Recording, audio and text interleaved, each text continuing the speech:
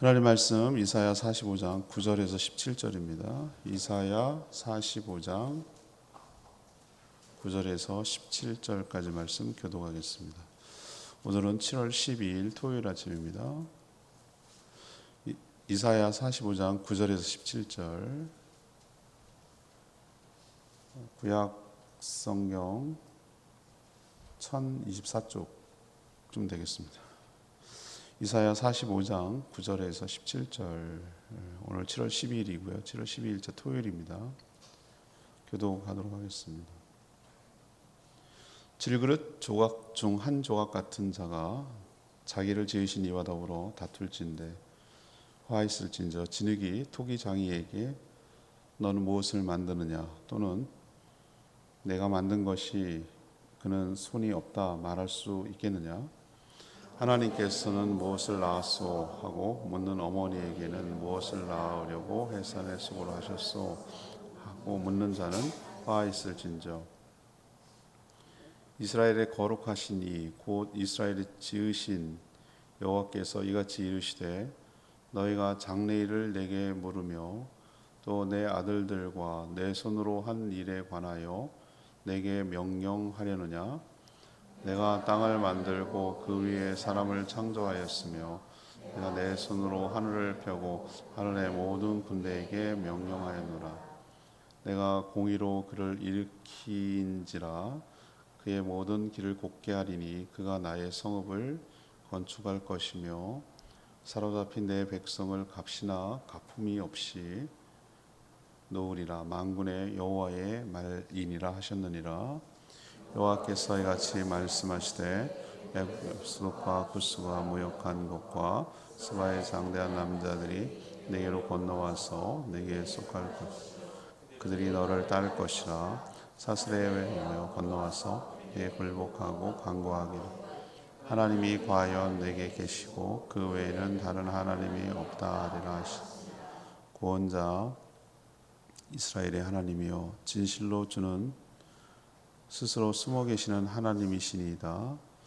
우상을 만드는 자는 부끄러움을 당하며 욕을 받아 다 함께 수욕 중에 들어갈 것이로되 이스라엘은 여호와께 구원을 받아 영원한 구원을 얻으리니 너희가 영원히 부끄러움을 당하거나 욕을 받지 아니하리로다. 아멘. 17절까지 읽겠습니다.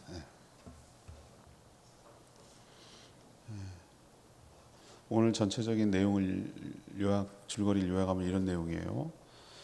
하나님은 하나님과 우리와의 관계를 그 유명한 비유죠. 여러 가지로 비유를 많이 하시는데 대표적인 것이 아버지와 아들, 또 양과 목자 뭐 이런 비유도 하지만 오늘은 그 격차와 주제와 신분과 본질을 관계를 설정하기 위해서 토기장이 그리고 진흙에다가 은유, 메타포를 넣어서 설정을 하시고 설명하는 거예요. 그러니까 하나님은 토기장이고 사람들은 진흙 같은 존재다. 소재인 진흙이 토기장이에게 이렇게 저렇게 의견을 제시하고 불만을 가질 수가 없듯이 사람도 그러하다는 거예요. 그런 격차가 하나님과 사람에게 있다는 것이죠. 그렇지만 하나님은 자기 마음대로 막 그 기분 내킨 대로 막 그렇게 마구잡이를 하냐. 하나님처럼 하나님 그 자체가 공의로우시거든요. 사랑도 많으시지만. 그래서 모든 일을 공의롭게 행하시는 분이다.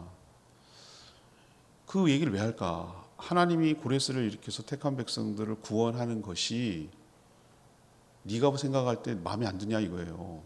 그렇게 하는 것에 대해서 네가 이렇게 왈가왈부할 수 있느냐, 그런 처지냐, 그게 말이 돼요? 뭐 이렇게 말하거나 그 방법이 아닌 것 같은데요 이렇게 말하거나 이렇게 할 수 없는 처지라는 것을 절대 주권을 이야기할 때 이 얘기를 꺼내시는 거죠.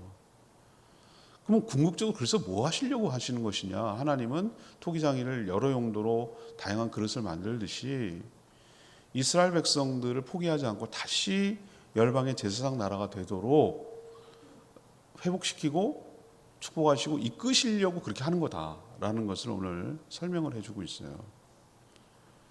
오늘 굉장히 중요한 개념이기도 하고 특이한 개념이기도 한데 이게 오늘 키워드일 수도 있어요.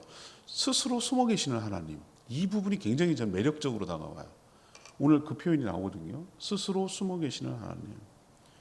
그렇지만 택한 백성들을 숨어 계시지만 구원하는데 조금도 빈틈이 없고 지금도 일하고 계시는 하나님. 숨어 있다고 해서 안 보인다고 해서 너희들이 모르는 것이 아니고 그래서 속아가지고 보이는 우상에게 매달리거나 거기에 마음을 뺏기면은 하나님을 몰라도 너무 모른다는 거죠. 스스로 숨어 계시지만 분명히 존재하고 능력으로 행사하시는 그 안에 힘을 발견하고 온전히 신뢰할 것을 촉구하는 내용. 이것이 오늘 내용이 주된 내용이에요. 그래서 오늘 묵상을 위해서 끌고 가는 질문이 있어요. 질문이 오늘 하나님의 초점을 맞춰서 알겠어요. 스스로 숨어 계시는 하나님이라고 하니 거기다 포인트를 넣어서 그럼 하나님은 도대체 어떤 분이냐 이거죠. 하나님은 어떤 분이냐. 하나님 모르나요? 아니 오늘 말씀을 통해서 나타나는 하나님이 어떤 분이냐. 그러면 우리는 하나님을 어떻게 대해야 되고 어떻게 믿어야 되고 어떻게 따라야 되느냐. 이걸 오늘 말씀을 통해서 다시 한번 점검하고 내가 믿는 하나님이 어떤 분인지를 좀 확실히 알게 되기를 바랍니다. 먼저 1문단이 되겠어요. 9절에서 11, 12 네 구절, 9절에서 12절까지인데 절대 주권을 행사하시는 창조주시다. 절대 주권을 행사하시는 창조주시라는 것을 지금 강조하고 있어요. 어제 이어서 얘기하죠. 유다 백성들이 당시 자신들이 바벨론의 포로로 망해갖고 포로로 끌려간다는 것도 충격이에요. 왜? 제가 시점이 말했잖아요. 이사야가 이 예언을 했을 때 시점이 언제라고요? 포로가 되기 전이라고. 근데 포로 얘기하는 것도 충격이에요. 그렇잖아요. 만약 우리나라가 예를 들면 북한한테 져가지고 우리가 정말 공산화 될 거 이 얘기를 하는 사람 막 죽이려고 그럴 걸. 그런 얘기 하면은. 근데 그런 얘기 하는 것도 충격인데 아니야. 그렇게 돼 있지만 다시 해가지고 다시 해방시킬 거야. 이런 얘기까지 나가면은 이게 믿겨지겠어요? 하나도 안 일어난 일을 그 다음까지 얘기를 하니 믿어지겠냐고. 하나님은 지금 뭘 얘기하냐면은 이방 나라 바벨론에게 져서 포로로 끌려갈 거야. 이것도 충격인데 그게 끝이 아니야. 또 다른 이방 나라인 고레스, 어제 이 실명까지 거론했다고 그랬잖아요. 고레스라는 왕을 통해서 너희들을 구원해 주실 것이야 라고 얘기하니까 사람들이 놀랍기도 놀랍지만 불만이 있는 거예요. 뭐야, 병 줬다가 약 줬다가 그거야? 하나님 마음대로 하는 거야? 그 얘기가 불만이 나오잖아요. 왜 그렇게 하는데요? 그럼 처음부터 안 하면 되잖아요. 이렇게 하는데 거기에 대한 하나님의 뭐예요? 반응, 대답이에요. 대답. 네가 뭔데? 이거예요. 한마디로 말하면. 하나님이 얘기하는 거예요. 하나님이 뭔데? 이렇게 이것들이 대드니까 하나님이 좀 직설적으로 표현하면 네가 뭔데? 이렇게 얘기하는 거예요. 오늘 하나님께서. 자신이 얼마나 하나님 앞에서 패역한 존재 그리고 불순종한 삶을 살아왔는지를 간과했어요. 그들이 왜 바벨론의 포로가 될 수밖에 없는지에 대한 자기의 조상들부터 쭉 내려왔던 자신의 삶을 간과하고 그렇게 하는 것 자체에 대해서 불만이 있는 거예요. 우리 보면은 현재 나는 지금까지 살아온 나의 총합이다. 내가 뭘 먹고 하는 게 당신이 먹은 게 지금 당신이다라고 얘기하는 그 말 굉장히 충격적이더라고요. 지금까지 먹어왔던 그 축적된 게 그럼 살아온 배경이 지금 현재의 모습이라는 거지. 그럼 너의 미래는 뭘로 예측할 수 있는가? 네가 현재 어떻게 살아가느냐로 알 수 있다는 거잖아. 지금 이스라엘 백성들이 그렇게 잘못되고 망가진 삶을 살아가고 하나님이 언약에 따라서 심판을 내릴 수밖에 없을 정도의 망가질 대로 망가진 것은 생각하지 않고 왜 망가뜨리는데요? 왜 병이 들었는데요? 내가 왜 암에 걸리는데요? 이렇게 말하는 것이 웃기잖아요. 여러분은 안 웃긴가 본데. 그래서 하나님이 이 가소로운 것들 이런 거예요. 하나님께서. 그래서 하나님이 이렇게 가당치도 않고 대드는 하나님이 그렇게 하겠다고 말해주는 것도 고마워해야지 끝내겠다는 것도 아니고 이런 플랜이 있어라고 말해주는 게 오히려 고마워해야 되는데 왜 그러는데요? 막 이렇게 왜 망하는데요? 그것도 왜 자존심 상하게 왜 이방 나라 왕을 통해서 구원하는데요? 우리 스스로 구원하면 안 돼. 이런 자존심만 세우려고 하는 이 이스라엘 백성들을 향해서 가당치 않고 가소로운 태도를 취하는 이들을 향해서 오늘 아주 직설적인 비유를 들어서 설명하는 게 바로 토기장이와 질그릇 비유가 그래서 나오는 거예요. 앞뒤 맥락 없이 토기장이 질그릇 얘기부터 하면 안 되고 왜 이런 얘기를 꺼낼 수밖에 없는지에 대한 백그라운드 배경을 좀 설명하고 필요가 있어요. 오늘 하나님이 뭐라고 구절에 얘기합니까? 질그릇 자체도 아니야. 질그릇 한 조각 깨진 거, 뚝배기 깨져가지고 버려진, 우리가 막 옛날에 고고학자들이 막 발굴할 때 보면 막 뭐 깨지고 뭐 깨져가지고 파편화된 그런 조각 한 조각, 온전한 것도 아닌 한 조각, 얼마나 천한 것을 갖다가 흙으로 만든 것도 천한데 그것도 온전하지도 않고 깨져가지고 한 조각 같은 너희들이라고 우리의 그 존재를 설정하고 있잖아요. 그런 존재가 그 온전한 질그릇을 만들어냈던 토기장이에게 지금 대드는 꼴이다라고 하나님이 비유를 통해서 이야기하고 있어요. 우리도 보면 자녀가 부모에게 아무리 막 나가도 자신을 왜 낳았는지, 왜 이 땅에 태어나서 나를 이렇게 고생스럽게 하는지라고 따지는 것이야말로 그게 불효막심한 태도 아니겠어요? 그런 것처럼 이스라엘 백성들이 하나님께 자신의 미래에 대해서 이러쿵저러쿵 따지며 불만을 제기하는 것 자체가, 의견을 내는 자체가 절대 주권을 가진 하나님에 대한 불경한 태도라고 오늘 책망하고 계시는 거죠. 그렇습니다. 하나님은 여러 신들 중에 하나가 아니에요. 우린 다신론 사이에 산다고 하지만 엄격하게 말하면 다른 신은 없어요. 허상에 불과해요. 신인 척하는 사단과 영광을 차지하려는 사단의 무리와 귀신들이 있을 뿐이지 진짜 신은 없어요. 하나님과 견줄 만한. 그가 유일한 창조주시라고 오늘 얘기하죠. 토기장이라고 비유하잖아요. 모든 걸 창조하고 어떻게 이거 마음에 안 드는데 뭐 장인들 보면은 왜 가끔 그러잖아요. 우리가 보기엔 그거라도 주면 고맙겠구만. 자기 자존심과 명예가 걸렸는지 뭐가 흠이 나고 뭐가 마음에 안 드는 것 같다면 과감하게 팍 던지잖아요. 여러분 그거 보셨어요? 장인들 말이에요. 장인들. 막 백자 뭐 이런 거 만드는 사람들 보면은 나 괜찮아 보이는데 막 이렇게 보더니만 얼마나 쓰겠던데 보니까. 근데 그거를 깰 수 있는 권한은 누가 있으니까? 만든 자가 깰 수 있는. 뭘 어떻게 하든지 그게 권한이라는 거죠. 그래서 하나님이 행하시는 모든 일에 우리가 불만을 갖고 토를 다는 것은 이게 불경이라는 거예요. 하나님은 선하신 뜻대로 누구에게도 제한을 받지 않고 자유롭게 행하시는 분이되 사랑과 공의로 행하시는 절대 주권자시다 라는 인식을 우리가 기본적으로 깔고, 그 우리는 뭐냐? 토기에 불과하다. 그것도 한 조각의 토기에 불과하다. 그러나 이렇게만 하면 우리가 너무 자존감이 낮아지고 하지만 중요한 거, 우리나라 처음에 선교사들이 왔을 때 오강이 도자기처럼 생겼잖아. 오강이 뭔지 몰라 이 사람은. 밤에 화장실 나가고 멀고 분리대가 있으니까 세상에 방 안에서 그걸 해결할 줄은 누가 알았냐고. 그게 이제 오강인데 그게 도자기처럼 보이니까 해외 선교사들은 뭐 들은 게 있으니까 청자 뭐 차이나 뭐 이런 거 생각나니까 그걸 갖다가 실어가지고 거기다가 뭘 했냐면은 자기의 보석이나 뭐 이런 거 있잖아요. 귀중품을 담는 그릇으로 썼단 말이에요. 우리나라 사람 보면 뭐 기겁을 하는 거야. 기겁을 할 일이죠. 그런데 중요한 거, 그렇게 천한 용도, 그게 천해? 굉장히 귀중한 용도, 지금 생각이 좀 달라져야 되는데 아무튼 그런 용도로 쓰는 것이 무엇이 담겼느냐에 따라서 존재 가치가 달라진다. 우리가 두 가지 양면을 갖고 있는 정체성을 가질 필요가 있어요. 우리는 뭐다? 하나님이 흙처럼 아주 흔하고 천하고 별별 일 없고 버려지고 밟혀도 아무런 하지 못하는 그런 존재로 지어졌다라는 것에서 겸손해져야 되고, 그러나 그런 존재임에도 불구하고 그 안에 성령을 부어주셔서 정말 보배롭고 존귀한 존재로, 가치 있는 존재로 그 안에 담겨진 컨텐츠 때문에 우리까지 존귀하게 된 존재로 만들어주셨다는 점에서는 자긍심을 가져야 되고, 이 두 가지 양면을 절대 주권자이신 하나님 앞에 가지고 살아가는 저와 여러분 되었으면 좋겠습니다. 두 번째 얘기는 13, 14절 얘기인데 이게 두 번째 문단인데, 하나님은 어떤 분이냐?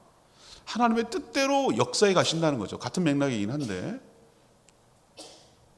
하나님은 절대 주권을 가진 분이지만 그럼 좋겠다 네 맘대로 해서 이런 개념은 아니에요.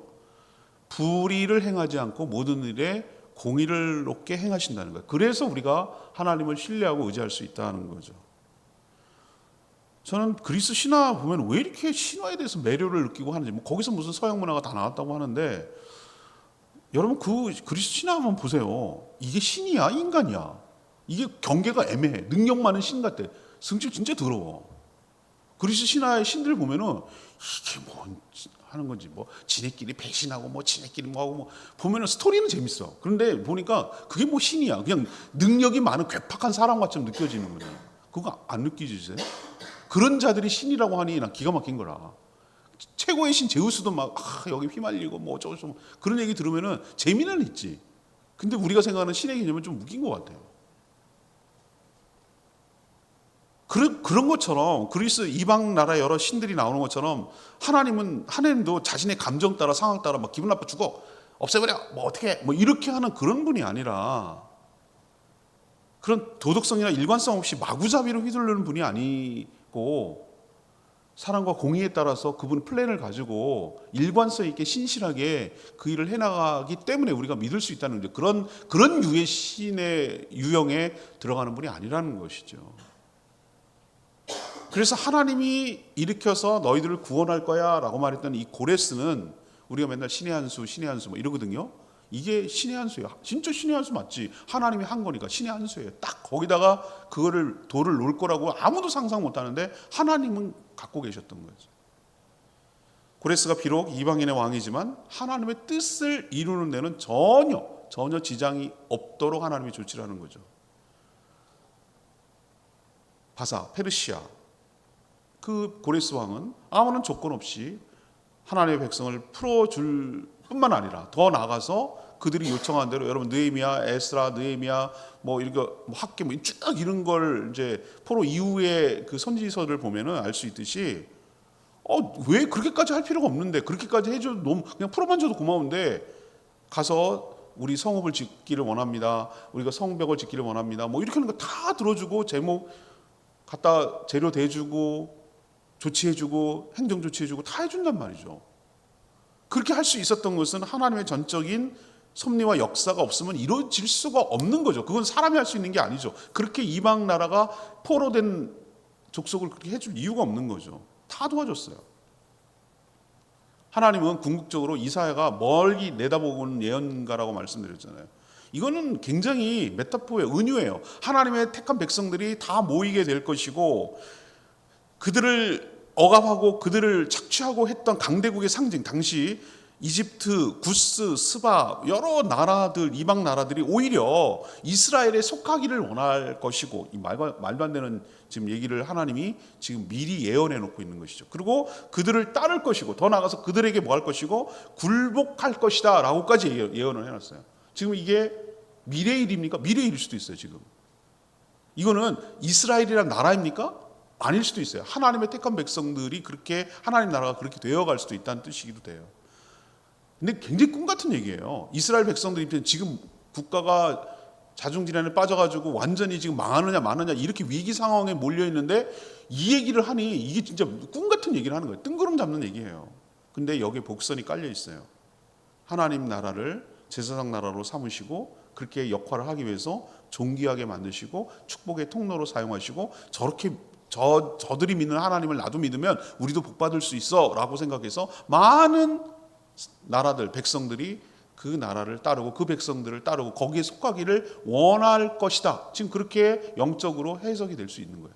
지금도 많은 하나님께 속하지 않았던 이방의 여러 족속들이 예수 그리스도를 믿으면 복 받는 것을 가시적으로 보고, 나도 거기에 속하고 싶어요, 나도 거기에 들어가고 싶어요, 나도 거기에 따르고 싶어요 라고 하는 것을 이렇게 이사야 입을 통해서 복선으로 깔아놓은 것도 아닐까.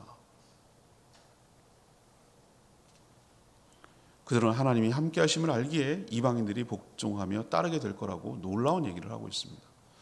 우리가 기억합시다. 하나님은 어떤 분입니까?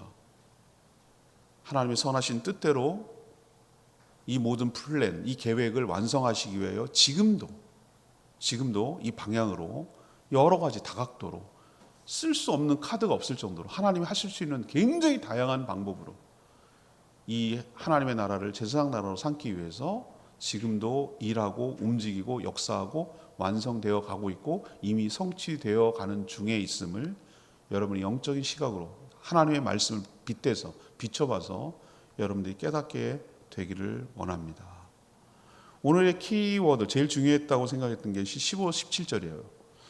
하나님을 어떻게 묘사하느냐, 이 부분이 굉장히 매력적으로 저는 다가왔는데, 스스로 숨어 계시지만 구원하시는 하나님에 대해서 얘기를 해요. 오늘 15절 보세요. 하나님은 이스라엘을 주도적으로 구원해 가시지만 자기가 이렇게 설정해 놓고 있어요. 스스로 숨어 계시는 분이라고 설정하고 있어요. 우리 인간과는 전혀 다르시죠. 우리는 어떻게 합니까? 더욱더 드러내려고 길을 씁니다. 전 요즘 보면은 참 그런 게 느껴져요. 짠할 때가 있어요. 팔로워스가 몇 명이에요? 이게 권력이에요, 권력. 족대구알인가 뭐 이름도 이상해. 하여튼 좋아요, 댓글, 뭐 알림 설정. 그거에 목을 매. 그게 또 얼마예요? 팔로워스가 뭐 10만, 실버예요? 골드예요? 뭐 이러면 막 그게 권력이에요, 권력.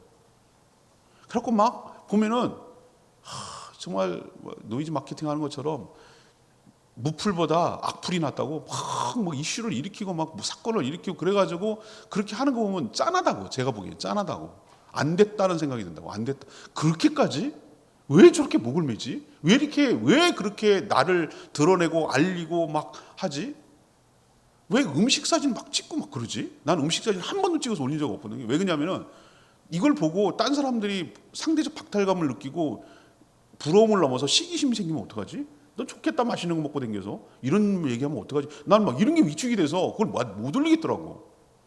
막 어디 막 여행 가고 막 그런 거 올리는 거, 넌 좋겠다, 맨날 잘 먹고 잘 놀고 잘 사는구나, 이렇게 생각할까 봐 조심스러운 거예요, 나는.